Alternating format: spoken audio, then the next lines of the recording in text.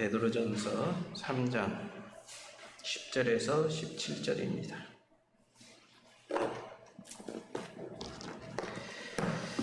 생명을 사랑하고 좋은 날 보기를 원하는 자는 혀를 금하여 악한 말을 그치며 그 입술로 거짓을 말하지 말고 악에서 떠나 선을 행하고 화평을 구하며 그것을 따르라. 주의 눈은 의인을 향하시고 그의 귀는 의인의 간구에 기울이시되 주의 얼굴은 악행하는 자들을 대하시느니라 하였느니라. 또 너희가 열심으로 선을 행하면 누가 너희를 해하리요. 그러나 의인을 위하여 고난 받으면 복 있는 자니 그들이 두려워하는 것을 두려워하지 말며 근심하지 말고 너희 마음에 그리스도를 주로 삼아 거룩하게 하고 너희 속에 있는 소망에 관한 이유를 묻는 자에게 대답할 것을 항상 준비하되 온유와 두려움으로 하고 선한 양심을 가지라. 이는 그리스도 안에 있는 너희의 선행을 욕하는 자들로 그 비방하는 일에 부끄러움을 당하게 하려 함이라. 선을 행함으로 고난받는 것이 하나님의 뜻일진데 악을 행함으로 고난받는 것보다 나으니라. 아멘. 자, 오늘은요, 생명을 사모하고 좋은 날 보기를 원하는 자라는 제목으로 은혜의 말씀을 나누도록 하겠습니다. 우리 말씀 나누기 전에 우리 앞뒤에 계신 분들하고 한번 인사를 나눠보길 원합니다. 감사합니다. 잘 오셨습니다. 예.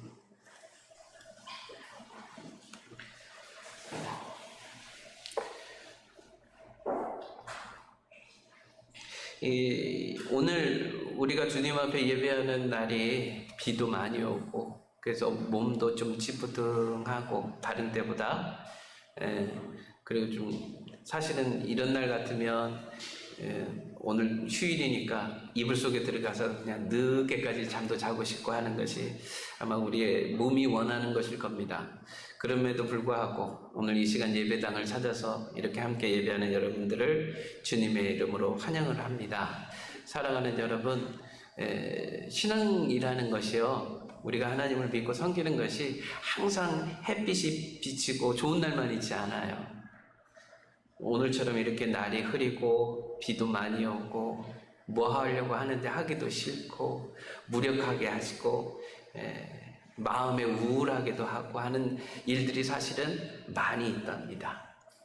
오늘 본문의 말씀의 배경이 되는 이 베드로 전서도요, 베드로가 왜 이 편지를 쓰게 되었느냐 하면 사실 오늘처럼 이렇게 우중충한 이런 분위기 속에서 비도 많이 오고 하는 이러한 우리의 마음을 어둡게 하는 일들이 많이 일어난 성도들, 그것도 더 이 국가에 의해서 압박을 당하고 핍박을 당하는 그런 그리스도인들에게 쓴 편지가 바로 이 편지예요. 그러다 보니까 이 편지는 격려의 편지가 많아요. 네, 격려. 그러니까 그 어려운 가운데 환란이 있을 때 그럼에도 불구하고 우리가 이렇게 신앙생활을 해야 되지 않겠느냐 이런 내용들이 많습니다. 조금 역사적인 얘기를 해보면 여러분 네로 황제라는 사람 들어봤죠? 네.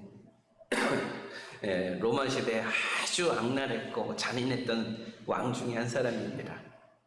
그때 이 네로가 로마의 황제가 되었을 때 로마에 아주 큰 화재가 일어났습니다. 큰 화재가 일어났어요. 그랬는데 당시에 집들이 어떻게 되어 있냐면 다닥다닥 붙어 있어요. 집들이. 그리고 나무로 지어져 있어요. 그러다 보니까 불이 한번 나면 그 불이 엄청나게 크게 번져서 많은 사람들이 죽고 많은 사람들이 재산에 피해를 입었던 그런 상황이었었습니다.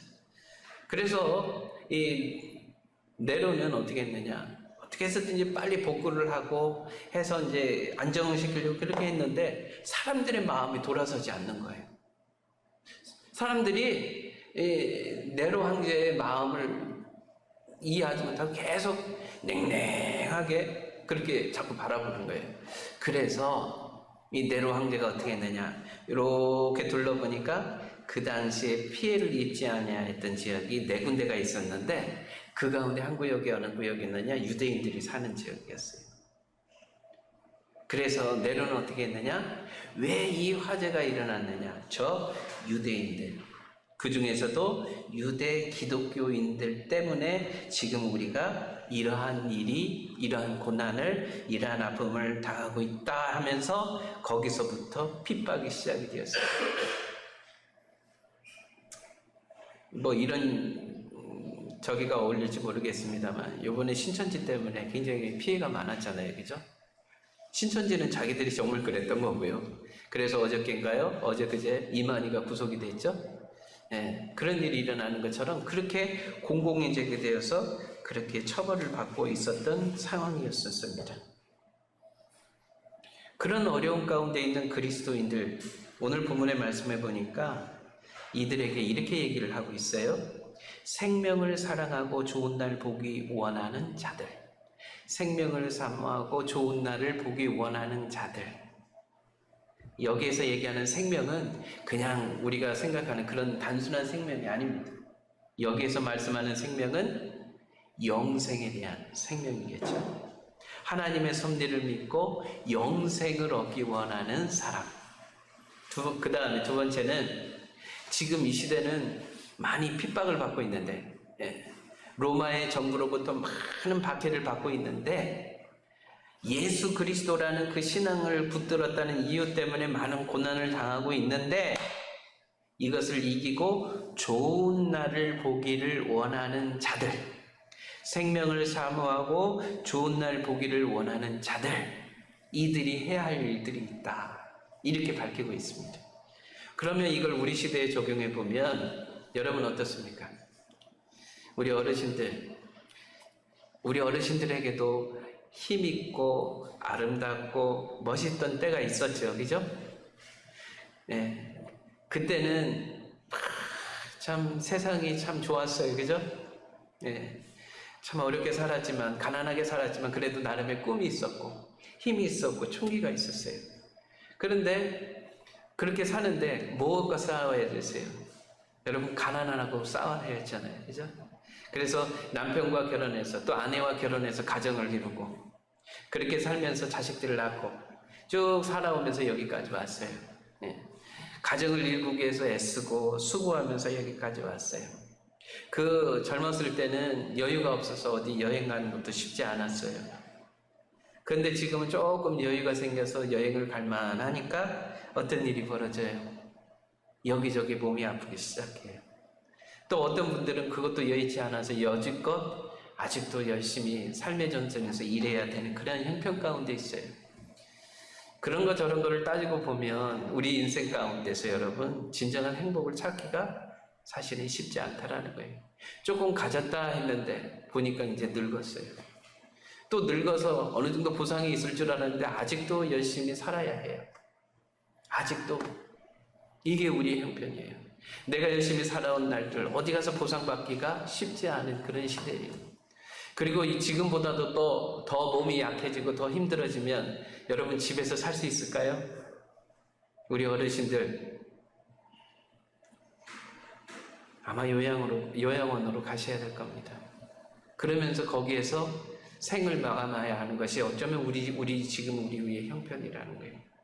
그렇게 따지고 보면 우리 인생이 정말 복되고 정말 기쁘다라고 얘기할 수 있을까요?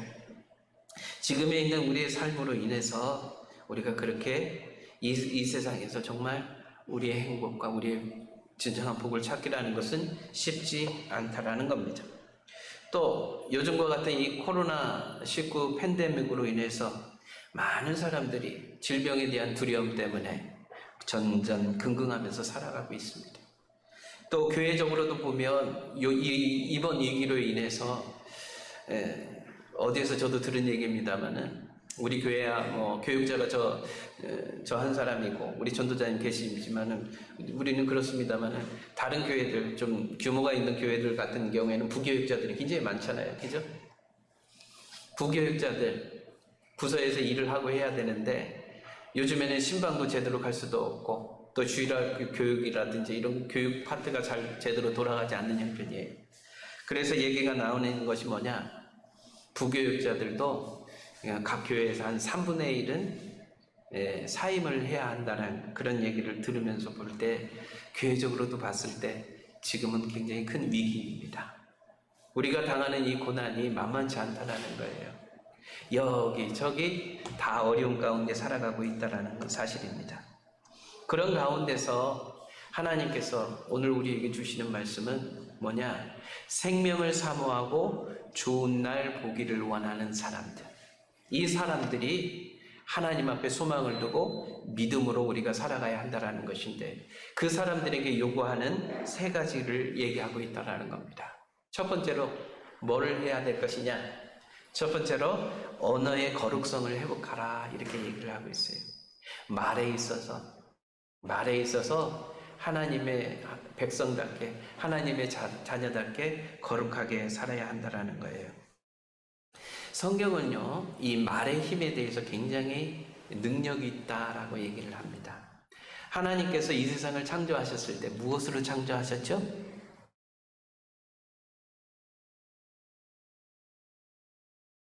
하나님께서 이 세상을 창조하실 때 무엇으로 창조하셨어요? 예, 말씀이요. 하나님의 말씀으로 세상을 창조하셨어요. 그런데 하나님께서 말씀으로 이 세상을 창조하셨는데, 하나님의 형상을 닮은 하나님의 피조물이 있습니다. 그게 누굽니까? 사람입니다. 하나님이 사람을 창조하셨는데 하나님의 형상에서 사람을 만들어 놓으셨어요. 그래서 뭐라고 얘기하고 있느냐? 이 말을 잘 사용해야 된다. 언어를 잘 사용해야 된다. 이렇게 성경은 우리에게 말씀하고 있고 가르치고 있다는 사실입니다. 사실 우리 교회 안에서도 보면, 여러분, 교회 안에서 폭력을 행사해서 사람들이 상처받습니까?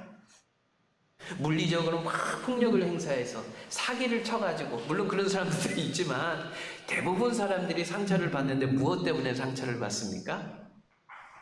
이 말 때문에 상처를 받아요. 말 때문에 문제가 될 때가 많아요. 그래서 이 말세를 살아가는, 생명을 사모하고 좋은 날을 보기 원하는 그런 믿음의 사람들에게 이 베드로 사도가 처음으로 얘기하는 것이 이 언어의 거룩성을 회복하라는 거예요. 그래서 첫 번째로 얘기되는 게 뭐냐? 악한 말을 그치라, 이렇게 얘기를 하고 있어요. 우리의 입술에서 악한 말이 나오는 순간 어떤 일이 벌어집니까? 악한 말이 나오는 순간 죄를 짓게 됩니다. 그래서 이 악한 말을 하지 않도록 이 우리의 입술을 잘 관리해야 한다는 거예요. 야고보서 3장 8절에서 11절에 이렇게 말씀하고 있어요. 혀는 능히 기름을 사랑하는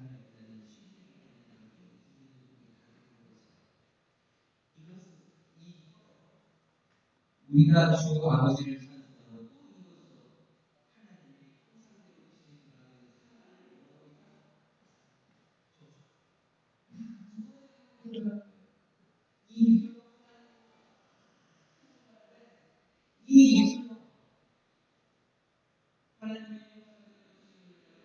우리의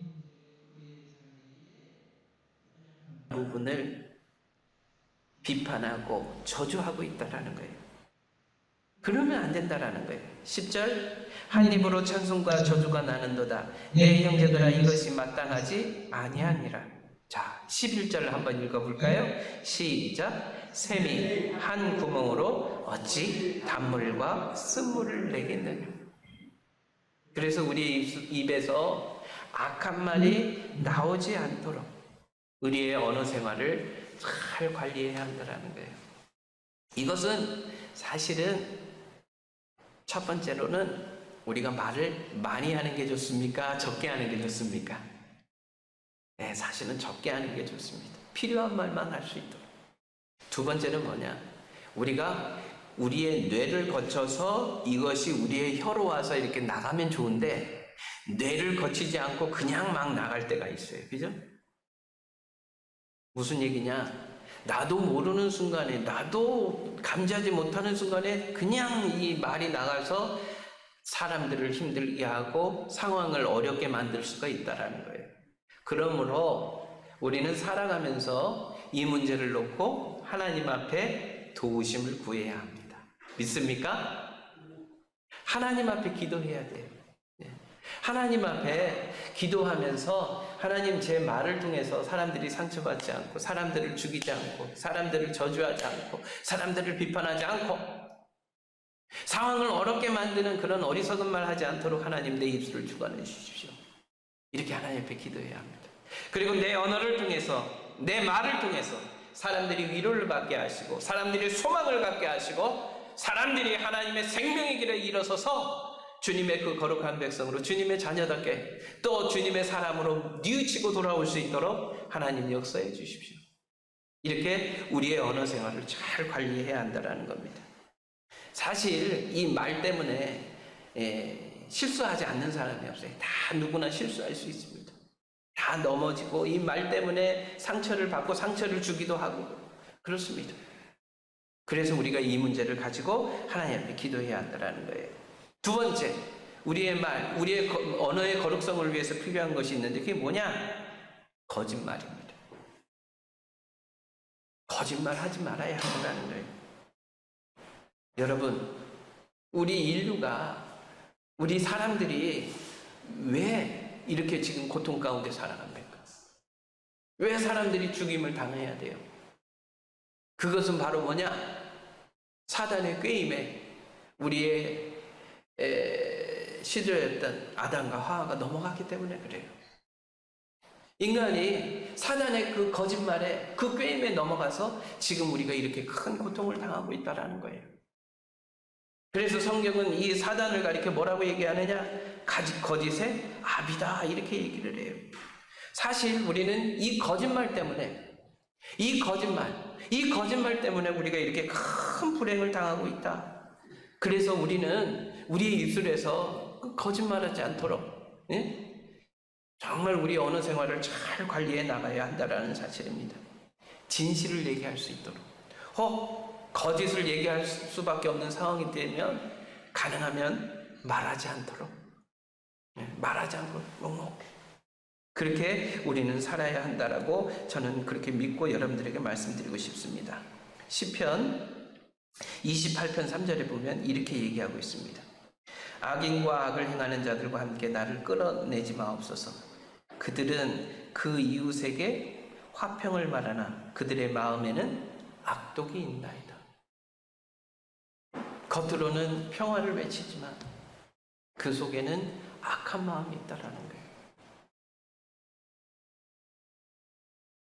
이러한 이중적인 언어 생활, 여기에서 우리는 벗어나서 정말 우리의 마음을 관리를 잘하고 하나님이 기뻐하시고 하나님이 함께 하시는 믿음의 사람들로 그렇게 살아낼 수 있도록 우리는 그렇게 언어 생활을 잘 관리하며 믿음으로 살아내야 될 줄로 믿습니다.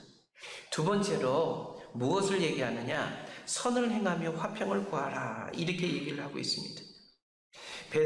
이 베드로 전후서가 기록될 당시 그리스도인들은 세상으로부터 심한 박해를 받고 있었습니다. 성경학자들이 얘기하기를 이 베드로 전후서가 기록된 연대를 AD 65년으로 얘기합니다. AD 65년. 그러니까 주님 태어나시고 나서 65년. 근데 베드로가 언제 순교했는지 아세요? AD 66년입니다. 그러니까 이 당시의 박해가 얼마나 심했는지를 우리가 알 수 있습니다. 너무나 성도들이 고난을 받고 어려움을 당하고 있어서 이 베드로 전후서를 써서 격려를 해서 보냈는데 베드로도 그 이듬해 바로 순교를 당했다라는 거예요. 그만큼 이 세상으로부터 아주 심한 박해를 받고 있었습니다. 그런데 여러분, 왜 박해를 받았을까요? 왜 세상이 이들을 괴롭히고 이들을 압박하고 이들을 왜 힘들게 했을까요? 예수님을 믿는 그 한 가지 때문이었어요. 예수님을 주로 고백한 그 이유 때문에 이들은 고난을 당해야 했어요. 이들이 잘못해서가 아니었어요. 이들은 예수를 주로 고백하는 그 신앙 가운데 살았기 때문에 세상으로부터 심한 압박과 삶의 불이익을 당하며 살아야 했어요. 그런 그들을 향하여서 그런 세상을 이길 힘은 선을 행하라 한 거예요. 저들과 맞서서 물리적으로 같이 대항하여 싸우지 말고 화평을 구하라. 이렇게 이야기하고 있습니다. 오늘 본문 12절과 13절에 보면 왜 선을 행해야 되고 왜 화평을 구해야 하는지 그 해답을 말씀하고 있습니다. 자, 우리 함께 말씀을 읽어보실까요? 시작. 주의 눈은 의인을 향하시고 그의 귀는 의인의 간구에 기울이시되 주의 얼굴은 악행하는 자들을 대하시느니라 하였느니라. 또 너희가 열심으로 선을 행하면 누가 너희를 해하리요. 베드로 사도는 이거 시편에 있는 말씀이거든요. 이 말씀을 인용해서 지금 예수 그리스도를 주로 믿고 고백하며 살아가고 있는 이유 때문에 박해를 당하는 그리스도인들을 향해서 너희들 끝까지 참고 인내하면서 의를 행해야 한다. 이렇게 얘기해요. 왜? 하나님의 눈이 의인들을 향하고 있다는 거예요. 하나님의 눈이 의인들을 향하고 있다는 거예요. 의인들을 향하여 하나님이 지금 저들 가운데 함께 하신다는 거예요. 그리고 그들의 기도, 그들의 간구에 하나님이 귀를 쫑긋 세우고 계시다라는 사실입니다. 사랑하는 여러분, 우리 시대에 저는 여러분들, 저를 보면서 우리 모두가 의를 행하며 선을 행하며 살아가는 우리 모든 삶이 될 수 있게 되기를 간절히 기도합니다. 여러분, 소돔과 고모라가 그 죄악에 관영한 그 땅이 망한 이유를 여러분 성경적으로 잘 보십시오. 왜 소돔과 고모라가 망할 수밖에 없었는가? 성경은 그 사람들이 죄를 많이 짓고 죄악이 가득해서 하나님이 심판하셨다라고 하지 않습니다.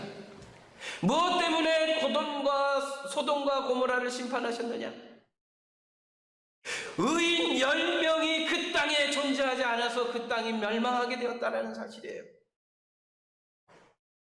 지금을 우리가 살아가는 이 삶 속에서도 마찬가지입니다.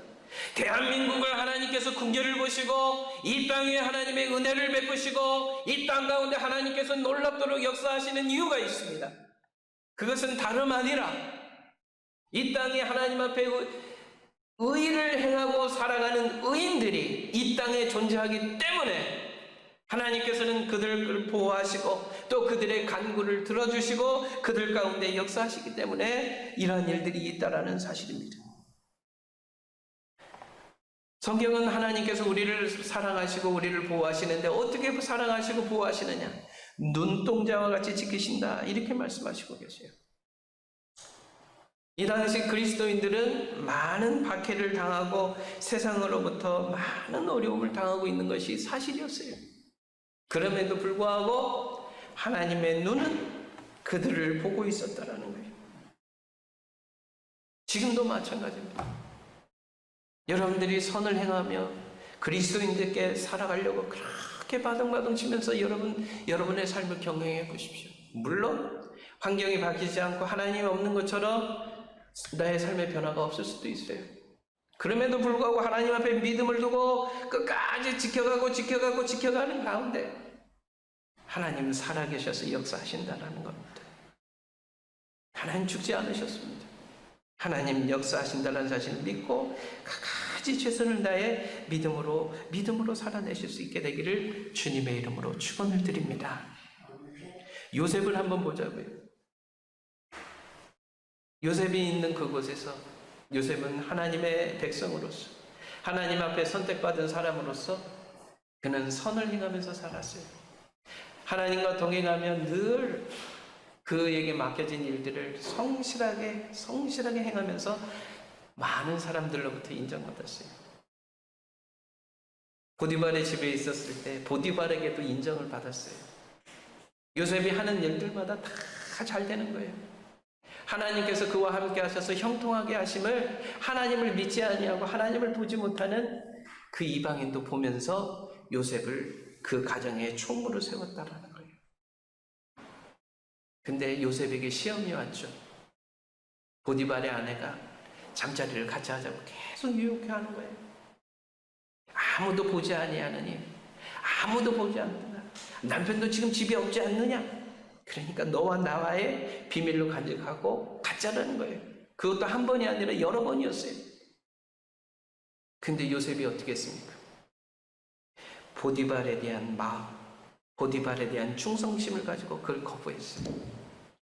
두 번째로, 하나님, 내가 어떻게 지금 당신과 잠자리를 같이 해서 하나님 앞에 죄를 지을 수 있겠습니까? 라고 하면서 그는 그것을 거부했죠. 그래서 거부하면서 뛰쳐나오다가 결국은 겉옷을 탁. 그래서 나중에 이 보디발의 아내가 남편이 들어왔을 때 그 사실을 다 얘기하죠. 요셉 저놈이 나를 겁탈하려고 했었다고 하면서 거짓말을 하죠. 그래서 요셉은 어떻게 됩니까? 감옥으로 들어갔죠. 사실 요셉은 어떻게 산 거예요? 보디발에게 충성했고 하나님 앞에 충성하면서 선을 행했던 사람이었어요. 그런데 요셉의 삶은 더 고난이었고 어려움이었다는 거예요.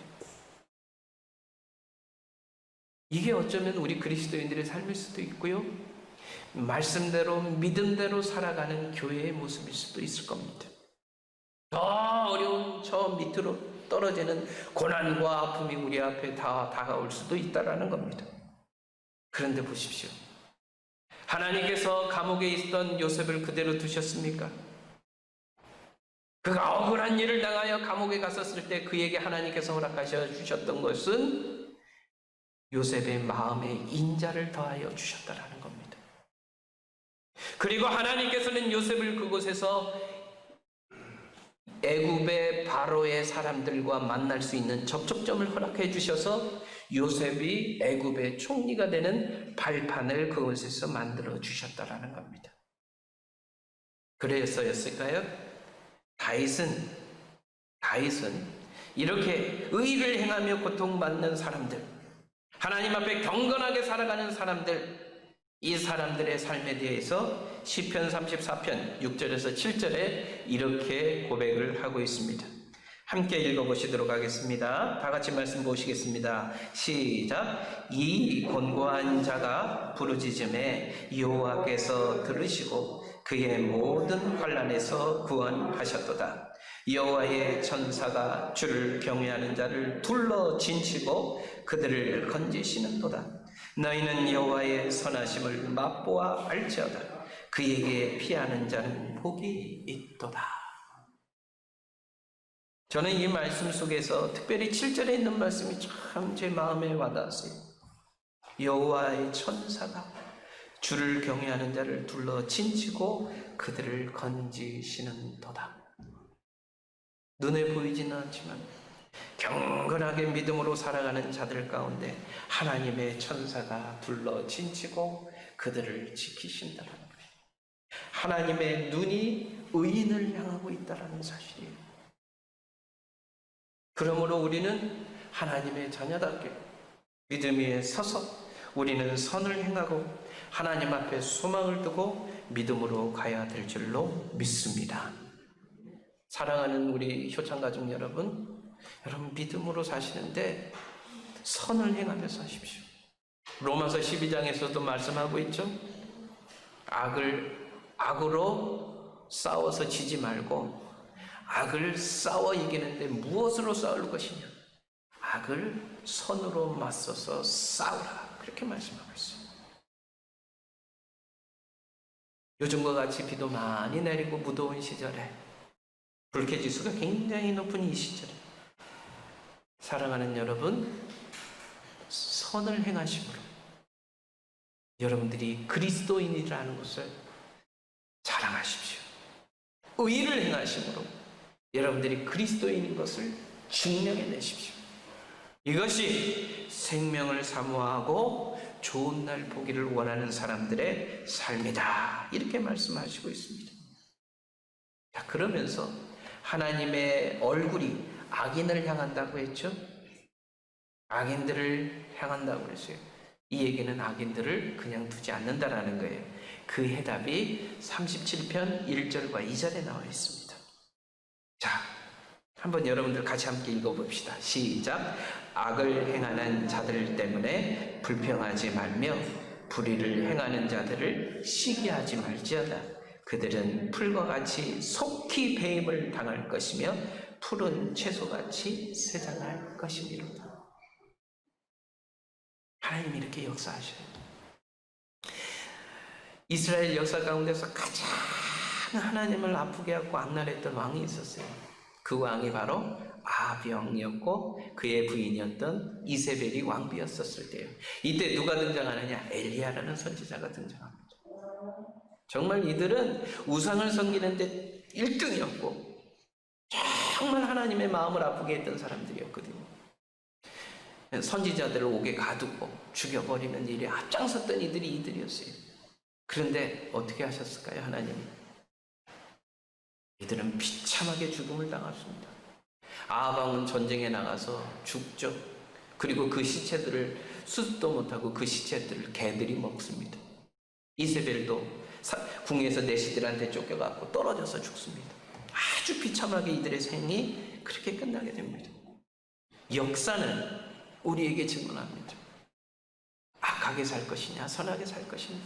선하게 살으라는 거예요. 하나님의 자녀답게 그리스도인답게 선하게 살아갈 때 하나님이 보호해 주신다는 거예요. 그 다음에 마지막 세 번째로 무엇이라고 얘기하고 있느냐? 좋은 날 생명을 사모하고 좋은 날 보기를 원하는 사람들은 그리스도를 삼아 거룩하게 하고, 왜 그리스도에게 소망을 두고 살아가는지 사람들이 물을 때에 그 대답을 온유함과 두려움으로 준비하라고 그렇게 말씀하고 있습니다. 자, 다시 한번 이 시대 사람들, 베드로서가 쓰여질 당시의 사람들의 이야기를 잠깐 하자면, 베드로서가 쓰여질 당시 로마에 살던 유대 기독교인들은 당시 사람들에게 어떤 사람들이었느냐? 저 사람들은 이곳에 살지만 이곳의 정착민들이 아니라 저들은 나그네야. 저 사람들은 이상한 사람들이야. 우리하고는 다른 사람들이야 하면서 그렇게 터부시하고 사람들은 저들을 받아들이지 않았습니다. 가장 이해가 되지 않는 것이 그것이었겠죠. 왜 우리는 로마의 신도 신고 또 여러 가지 로마의 신, 또 로마의 황제도 섬기고 여러 신들을 섬기면서 그렇게 좀 나름대로 편하게 살아가는데 왜 고집하며 왜 그리스도만 섬겨서 저렇게 고난을 당하느냐라고 사람들은 물어봤을 겁니다. 그때에 이 그리스도인들이 분명하게 그리스도를 마음의 주로 삼아 스스로를 거룩해 하라는 그 가르침을 베드로 사도는 주었다라는 거예요. 다시 한번 얘기합니다. 여러분들의 모습, 여러분들의 정체성, 여러분들 무엇이라고 생각합니까? 우리가 예수를 믿고 세례 받았다라면 우리는 다시 태어난 새로운 피조물입니다. 여러분 믿습니까? 네. 우리는 새롭게 태어난 사람들입니다. 옛사람은 죽고 그리스도와 합하여서 새롭게 태어난 사람들입니다. 갈라디아서 2장 20절에 있는 말씀에 보면 내가 그리스도와 함께 십자가에 못 박혔나니 그런즉 이제는 내가 사는 것이 아니요 오직 내 안에 그리스도께서 사시는 것이라. 이제 내가 육체 가운데 사는 것은 나를 사랑하사 나를 위하여 자기 자신을 버리신 하나님의 아들을 믿는 믿음 안에 사는 것이라. 이 당시 로마의 기독교인들, 로마에서 핍박을 받는 그리스도인들은 이전의 나의 모습은 십자가에 못 박혀 죽었다라는 겁니다. 그리고 지금 내 안에 그리스도가 살아계시고 내가 육체 가운데 이렇게 살아있는 모습은 나를 위하여 생명을 주신 하나님의 아들 그리스도를 믿는 그 믿음에서 사는 것이다라고 저는 믿음으로 고백하며 그렇게 저들은 살아갔다라는 겁니다. 사랑하는 여러분, 어쩌면 지금 이 시대보다 우리가 앞으로 당할 시대, 이 예수를 섬기는 것, 그리스도를 섬기는 이 신앙에 대해서 세상 사람들은 더욱 이해하지 못하고 우리를 박해하고 우리를 어렵게 할 줄로 압니다.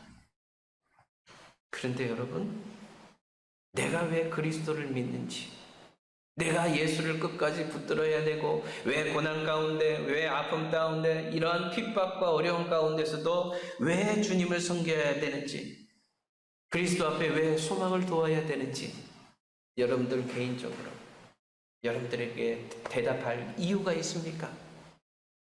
내가 왜 예수님을 믿어야 되는지 분명한 이유가 여러분들 안에 있습니까?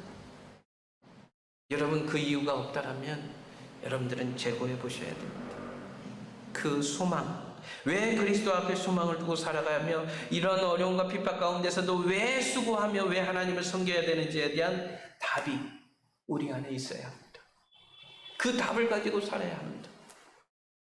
이 코로나19가 오면서 저는 많은 우리 교회 안에 있는 많은 숫자들이 감소한다. 이제는 진짜만 살아남을 때가 되었어요. 그리스도 앞에 소망을 두고 그리스도 앞에 믿음을 두고 살아가는 사람들, 이 사람들만 이제 교회 안에 남게 될 것입니다. 교회적으로 보면 참 마음 아픈 일이지만 전체적인 하나님 나라의 그 상황에서 보면 어쩌면 그게 맞는 일일지도 모르겠습니다. 진짜 신앙인, 진짜 믿음을 가진 사람들, 진짜 사심없이 그리스도를 주로 고백하며 살아가는 사람들, 그리스도 앞에 소망을 두고 살아가는 사람들, 이제 이 사람들만 남게 된다라는 겁니다. 사랑하는 여러분, 저는 이제 마지막으로 이 말씀을 드리고 싶습니다. 여러분, 예수 왜 믿습니까? 사람들이 여러분들에게 예수 왜 믿어?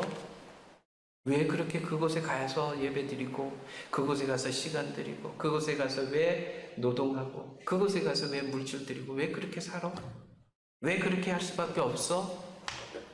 그럴 때마다 내가 예수를 믿는 이유에 대하여, 왜 예수님 앞에 소망을 두는지에 대하여 여러분, 나름 내가 예수님 앞에 소망을 두는 이유에 대하여 대답할 수 있는 것을 여러분 스스로 늘 준비해 놓으시기 바랍니다.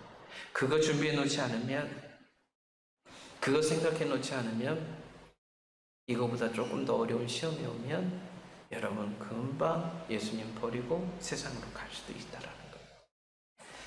좋은 날 보기를 원하십니까? 생명을 사모하십니까? 그러면 그리스도를 마음의 주로 삼아 자신을 거룩하게 하고 왜 그리스도에게 소망을 주는지에 대한 대답을 온유함과 두려움으로 여러분 준비하십시오. 그렇게 할 때 우리는 생명을 사모하며 좋은 날 보는 일들이 우리 안에 이루어질 줄로 믿습니다. 기도하겠습니다. 살아계신 아버지 하나님, 말씀가 다가옴을 볼수록 우리가 더욱 주님 앞에서 깨어 있어야 되고, 여러 가지 어려움과 시험 가운데서도 하나님 앞에 소망을 두고 믿음으로 나가야 하는데, 주변에서 다가오는 여러 유혹과 또 세상의 압박으로 인하여, 세상의 괴계로 인하여, 사단의 그 간악함으로 인하여 많은 이들이 주님 앞에서 생명을 사모하며 좋은 날 보기를 모르고 또 세상으로 나아가며 세상에 취하며 살아가는 모습을 보게 됩니다. 아버지 하나님, 우리 효창 그리스도의 교회에 속해 있는 우리 사랑하는 식구들, 상황과 환경에 매여 살아가는, 육신에 매여 살아가는 연약한 인생들이 되지 않도록 인도하여 주시옵소서. 그 오랜 시절에 아버지 하나님, 여러 가지 박해와 어려운 가운데서도 끝까지 하나님 앞에 믿음 잃지 않고 주님 앞에 소망을 두고 아버지 하나님 생명을 사모하며 좋은 날 오기를 기대했던 그들의 순수했던 신앙, 하나님을 향한 절절했던 저들의 믿음, 그 믿음이 우리의 믿음이 되게 하여 주셔서 이 세상을 살아가면서 아버지 하나님 나태하고 또 삶의 여러 가지 유혹에 의하여 넘어지고 쓰러지는 그런 삶에서 구원하여 주시기를 원합니다. 깨어있게 하여 주시옵소서. 정말로 주님을 사랑하며 뜨겁게 주님을 바라보며 주님 나라를 위하여 우리의 몸과 삶을 들여 헌신하기에 열심을 다할 수 있도록 인도하여 주시옵소서. 주님, 우리의 연약함을 보게 하시고 우리의 부족함을 깨닫게 하여 주셔서 하나님 나라에서 귀하게 아버지 하나님 저희들이 있어야 될 곳에 서게 하여 주시옵시고 하나님이 귀하게 여기시는 그 삶의 길 속에 서서 우리 주님 앞에 영광을 올려드릴 수 있도록 아버지 하나님 저희들의 눈, 저희들의 마음을 깨닫게 하여 주시고 보게 하여 주시옵시고 듣게 하여 주시옵소서. 오늘도 함께하여 주신 주님을 찬송하며 모든 말씀 우리 주 예수 그리스도의 이름으로 기도드렸습니다. 아멘.